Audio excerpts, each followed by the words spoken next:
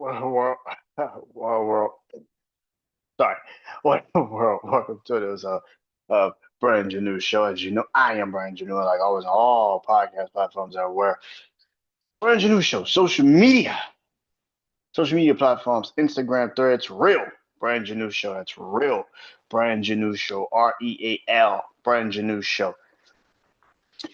Facebook, the Brand New Show, and of course, TikTok, Brand New Show. Go follow me on all those social media platforms. I would appreciate it if you did. Where you go though is the YouTube channel, man. BrandonJaneauShow YouTube channel, man. Subscribe, comment, like the vids, like the shorts. All helps in the algorithm if you do. Yeah. Tonight, I started with an artist breakdown. I did a top 10 list last week. So you already know. Tonight it is the album breakdown. And like I said last week, I was gonna do it. But tonight it is the album breakdown. And that is Pink Friday by Nicki Minaj, man. I have spoken on this album a lot in the last couple of weeks since I've talked about her. Uh, I think it's one of, if not, I think it's one of the greatest debut albums for any rapper, really. I think a lot of people don't give her a proper respect or love or even credit sometimes for this goddamn album. Maybe now it's people try to talk down on her for her political situation, which again I can't really speak on that because I don't give a fuck about that shit personally. But this album, when it came out in 2000 and I want to say 11, yeah, it came out like 2011. It was a change, man. It was a change in the era. I've said this numerous times. At one point was bigger than Drake. I'm not saying that she was like this super massive star more than Drake was, but that was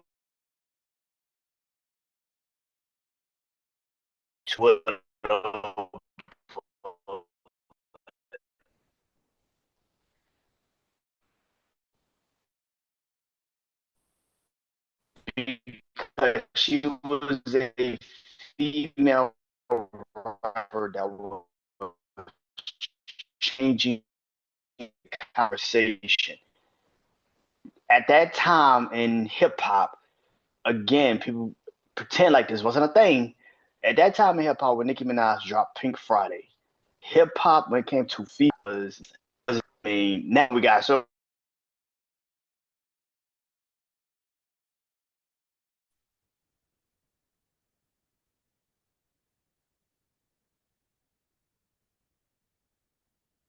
sorry, and that cut off. But there was a time in hip hop where female rap was not a thing. It wasn't as marketable. It wasn't as uh you know marketable. It wasn't as massive as it has become over the last decade. I would say definitely the last decade. Female rap has become one of the biggest. Female rap has become one of the biggest. You know, uh, you know, things in hip hop. It is one of the biggest selling points in hip hop nowadays. There was a time where female rap was actually carrying hip hop for a good stretch, while some of the dudes weren't really doing any fucking thing. I mean, you had a lot of women, Cardi, Meg, Gorilla, Ice Spice. I mean, that was a lull in like 2020. I can't remember, like 2021, 22, where dudes weren't really even dropping shit. Like it was here today, gone tomorrow, but the women was killing it. So, but all of this can stem from 2011, Pink Friday. Nicki Minaj ushered in this new era of female rap, and people, like I said, you can feel how you feel about it right now, personally or politically or whatever the case may be. But there's a time period in music when we look back on this time period, especially the 2010s, which is probably, I know a lot of people say the golden age of hip hop was maybe the 80s, maybe 90s. But that was a new golden age of hip hop, definitely in the 2010s. The new golden age of hip hop. You had a new era of rappers. You had a new wave of rappers. You had Nicki, you had Drake, you had Cole, you had Kendrick, you had Big Sean, you had Wale, you had Meek Mill, you had Mac Miller, you had G Easy, you had MGK, you had French, you had the old dogs, your old dogs that came out in the 2000s. Fab was still killing it. Hove was still doing this thing. Wayne was still killing it. Eminem was still killing it. T.I. Ross. It was a mad. It was Kanye. You had the game. You had so many rappers in the 2010s still good. People that we grew up on and people that was starting to get that shit popping. And Nicki was one of the first few that would get the shit popping. When people talk about a big four in hip hop or the big three in hip hop, well, that was a big four. And Nicki was the other head of that mountain. Now you can say it was Big Sean, you can say it was Wale, you can say it was Meek Mill, you can say it was fucking Future.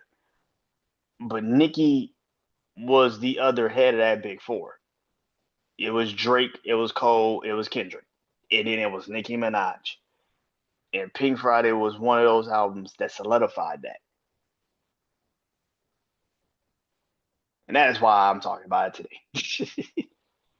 Obviously, first track off of Pink Friday was I'm the Best.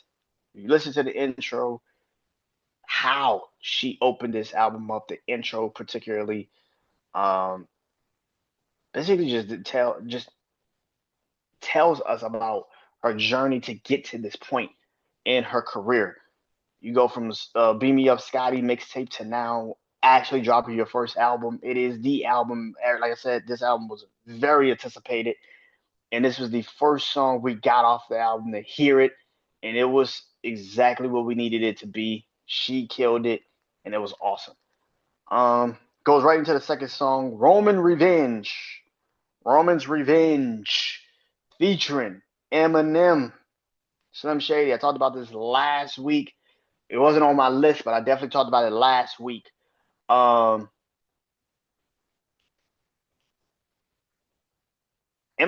at this time was 2010, so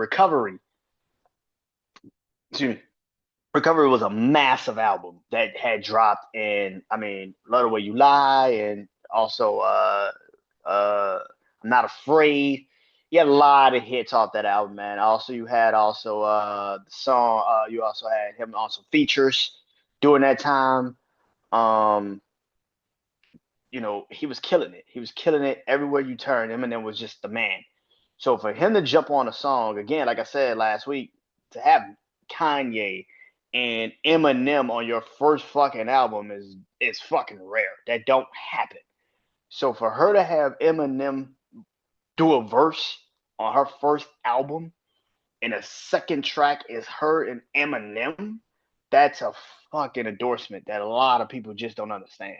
Especially this Eminem at this time, where whatever he did, whatever he touched, was just fucking solidified, whether you liked it or not, whether you listened to him or not. Eminem was just on one. And she held her fucking own on this project, yeah, on this song. A lot of people say Eminem, he washed people. I'll be honest, he didn't wash Nicki. That's the phrase that everybody says when Eminem gets on your song. He washes you. Nicki did not get washed by Eminem, man. She held her own on this song, man. I'm gonna keep it being with you. She rapped her ass off on this song, bro. M killed this. Don't get it twisted. But Nicki Minaj held her fucking own, and I think a lot of people don't give her that credit. She fucking held her own on this fucking song, bro. Like I don't think people give her that her credit and her flowers for that verse. Her verses on this song, she killed this shit. I know a lot of people don't give her credit for that shit, but like I said, that's the thing about Eminem, right? You don't get on songs with Eminem, he fucking washes you. Nicki Minaj is the only person, one of the only few people I've heard Eminem get on songs with and did not obliterate, did not absolutely kill. There's other artists that Eminem's been on songs with that I think people try to say like him just absolutely massacred. I don't believe that. I don't think he killed Jay-Z on Renegade, but people say he did. but I don't think he did. I don't think he killed Jay-Z on Renegade, but that's a whole nother conversation. I've said this numerous times. I don't think he killed Jay-Z on Renegade, but anytime he's been with Wayne, I've never really heard him really wash Wayne on songs. So, um, but yeah, but Nicki held her own with Eminem, Slim Shady, Marshall. She held her own on that motherfucker. I'm gonna be honest, man. Like, go back and listen to this song. You'll be like, nah, she actually did hold on. Like, she killed this shit. That's a debate. Who had the best verses on this song? It is a debate. It is a debate, bro. Like, it's a debate, man. She held her own on this motherfucker. Track 3, Did It On Him. I told you this song last week. I talked about it last week. This my shit. I fuck with this song. This was a album cut that turned into a real hit. Like, for people that was around this time period, when she came out and performed this song, particularly like on 106 Park or anywhere you saw, she performed this bitch, her fans would go fucking absolutely crazy for this song, bro. Like, I saw her perform this on 106 Park when the album was about to come out. She came out on stage and did it on them. I was like, Lord, this crowd is insane. They were they had the twos in the air. Yeah, man. Like, Nicki killed this shit, bro. Like, Did It On Them is one of them songs that is one of her biggest songs. Like, if you are probably a fan, Did It On Them is that song, bro. Track 4, Right Through Me. This was a ballad. Well, it wasn't a ballad because she was rapping on that motherfucker. I can't say it wasn't a ballad. Well, but her singing carried the song, really carried it more. Not like on par, but this is one of them songs that, like, when we talk about like Drake, right? The reason why we love Drake music so much sometimes, right, is because he's got songs where he's like furthest thing, right? This is kind of like her furthest thing.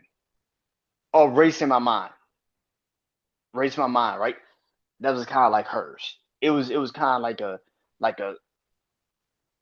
her singing carried it, but her verses was perfectly aligned with what she was singing about. Her hook was perfect. That hook, the song, everything was dope. I remember when this video, everything came out, and it was a big fucking hit, bro. It was a smash. It was a hit, bro. It was a hit. Track 5 is Fly featuring Rihanna. Um, I talked about this last week. I think they really thought this would be the hit single off of the body of work. I think they thought that, you know she dropped what, like 4, 5 songs off of Pink Friday that actually like came out that were technically singles. Um, 2 of them came out before the album dropped. Uh, Check It Out with Wale, Will I Am, which I'll talk about that because this is coming. It's coming up. Check It Out with Will I Am. Right Through Me, which was a single. Off of the project. Got a video and everything, which was I count that as a single. I don't count Roman's Revenge as a single because that shit was on the album. I don't count that as a single. But yeah, but Right Through Me was a single because it came out. It had a song and a video, and it played everywhere. Fly was another one, which was a video. Check It Out had a video, which people forget. Check It Out had a video. It did have a video. It had a whole thing. Will I Am. Will I Am. What was another one? Your Love was another one. Moment for Life, and of course Super Bass. Those were the singles that actually came out, had a video, had everything. And Fly was one of them. And I think they thought with it being Nicki and Rihanna, because at that time also Rihanna had just dropped what the fuck the album was. Was it Loud? Was it Loud? I think it was Loud. I forgot what album she dropped in 2010. Might have been Loud, but Rihanna was also one of them artists that was just on one at the time. She had a massive hits coming out around that time too, and people just thought Fly would be that single that would catapult that album, and then that shit kind of came and went, which was at that time for Nicki and Rihanna. That's like, I'm not gonna say it came and went, but for a fan that fuck with both of them, it was kind of like, yo, this is a song that was supposed to be like this massive hit record for both of you. And outside of maybe the fan bases that really fuck with it, not too many people remember Fly like that. I think it's been in some commercials, maybe some movies, but it's never been in a. It was never like that urge of like a Nicki and Rihanna song. Like that's insane. Like Fly was not as big as I thought it would be. So to have it be Rihanna and Nicki Minaj and it just kind of came and went at that time, 2011 Rihanna, who also again came off of a huge hit record with Eminem and What's My Name with Drake and all of this shit, and yet this record just kind of came and fucking went. Yeah, it's insane. That's a bit insane.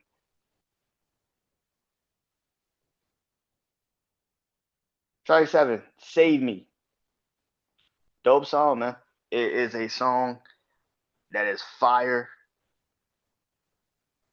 and yeah, it's a perfect go between from Fly to track 7. So yeah, Moment for Life is track 7, and that is featuring Drake. And you can say is, if not maybe the first, or maybe the, depends on how you look at it. What's the biggest single off of Pink Friday? I If you said it's Moment for Life, I would agree. If you say that it's Super Bass, I would agree. It just depends on who you're talking to. It just depends on who you're talking to. Moment for Life to me, I think, like I said last week when I talked about this, and I put it at number one on her list, on my list for her. Moment for Life by Nicki featuring Drake. I said it last week. It feels like a celebration song. It feels like a graduation song. It feels like you just went through some shit and you finally got through it, and you're like, "Whoo, this was all I. This is it." And you could just breathe and be like, "Yeah, man, I won." It feels like that. It feels like that, man. So, Moment for Life at 7. Yeah. Number 8, check it out. Feature Will I Am. This is another song that kind of came out, and this was supposed to be her actual big coming out party. Like I said, Will I Am already had a smash angle at the time. You had the Black Eyed Peas with him, and Will I Am at this time was a very untouchable producer. I mean, he was like Pharrell in 2014. Like it was just like 2013, 2014. Like it was just like you had the Black Eyed Peas, and then you had Usher, and him have Oh My God that came out, OMG, and then you check it out with him and Nicki, and again you pair her up with a massive producer, so singer, musician at the time, and Will I Am, and the fucking song just came and fucking went. The video, you had a video, you had everything. They performed at the VMAs at the pre-show, and it just fucking came and fucking went, and you're just like, and like I said again, like to have Rihanna and Will I Am on two of your biggest songs that's supposed to catapult this album, and they're probably at least talked about songs probably off the album is insane. Especially at that time period, 2011. That's insane. That's fucking insane. Track 9, Blazing, featuring Kanye West. I talked about this last week. It's one of my favorite Nicki songs. I think, like I said last week, I think this is Kanye's best verse. This is one of Kanye's best verses, and it's so not talked about. It's just not talked about, bro. It's not talked about, bro. I don't know what the fuck it is. It's just not talked about. This is one of his best verses. Now, of course, obviously somebody wrote that shit for him, obviously, but yeah, Blazing is fire, bro. That's a dope ass song, bro. Track 10, I'm here. Here I am, I should say. Here I am. Track 10. Just announce it to the world, just like the first track. Just announce it to the world that she's the one now. She's the new conversation of the rap game. And at that time, not a miss at all. Track 11, Dear Old Nikki. I had a fan in my comments on TikTok, shout out to you, that said this is one of her favorite songs. It's one of her favorite songs off the project. Because like I say, posted on TikTok, and some people will come, some people will go, whatever the case may be. But Dear Old Nikki, she was like, this is one of my favorite songs. So it's a dope song, bro. It is a dope ass song, man. So yeah. Track 12, Your Love. I talked about this song a lot. This was the song that really, I feel like, really catapulted the album. Where you needed it to be, you had two, what was it, Massive Attack, and then you had the Check It Out song. Both songs kind of didn't do what it needed to do for her. She did more with the collaborations around that time, which was like All I Do Is Win remix and the Good Morning with Diddy, Dirty Money, and and the My Chick Bad with Luda. That did more for her than the fucking two songs she actually put out. And then this comes out, and it was boom, finally, you got the hit. You finally got the record. And I think that was what that was. Your Love actually finally, you got to realize she dropped two songs before this. And this was the song that finally gave them like, okay, we can finally put this album out. Because you gotta realize she was dropping songs from like 2009 to like 2010. She was starting to make a buzz even then. And then she finally fucking had a hit with Your Love. And that shit catapulted the album. It started the album. It gave it a sense of like, okay, she can finally drop this shit. And I think that's all they needed. They needed a verse, they needed a song, they needed a hit. You know how these labels are formulaic as fuck. These labels are formulaic as fuck. So yeah, the fact that Your Love drops and it's a hit, that's all they needed. They needed something to catapult the album. They could build around now a hit record, and that's what Your Love was. Track 13, Last Chance. Dope outro, I should say, out of the body of work. She killed it. It was dope. Now, the original Pink Friday had 13 tracks. She does have a deluxe edition with other songs on it, and this is why I put track 14 on here. And that's Super Bass, which is the biggest song to a lot of people off of the body of work. This was the song that was supposed to be an album cut that turned into a fucking juggernaut. Like I said last week, you had Selena Gomez, you had Taylor Swift, you had the little girls on the Ellen DeGeneres show. Everybody loved this fucking song. And it just fucking went everywhere. Again, this song was supposed to just be a fucking album cut. And the only time you can hear it is on the deluxe. So you had to literally go get the deluxe edition. And again, this is kind of Apple. This is kind of Apple Music, but you still had to go buy albums. You still had to go to Best Buy. You still had to go to Target. You still had to go to these places to buy albums.